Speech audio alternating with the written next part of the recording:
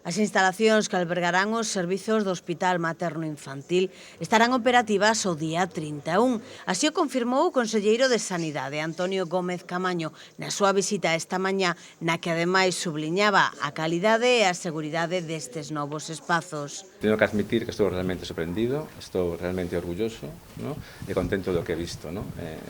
Creo que son 2,7 millóns de euros moi ben investidos, ¿no? En todas as áreas que hemos visto, a área de obstetricia, esta área de pediatría e tamén a área de nova do paritorio, ¿no? 2 quirófanos, un obstétrico e outro para dos instrumentales, 5 salas de dilatación e tamén por puerperio inmediato, ¿no?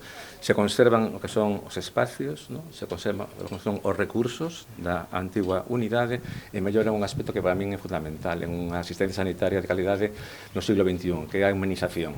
Con respecto ás protestas e movilizacións das mulleres, o conselleiro nega ter recibido solicitude algunha para reunirse con el.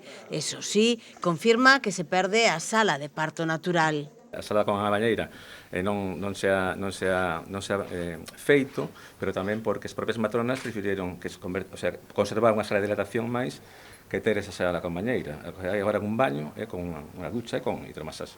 Ante as peticións de garantías de condicións estruturais, hixiénicas e humanas dignas para o parto e a atención neonatal, a xefa de obstetricia lembra que estas serán unhas instalacións temporais. Yo creo que tenemos que reflexionar sobre lo que tenemos.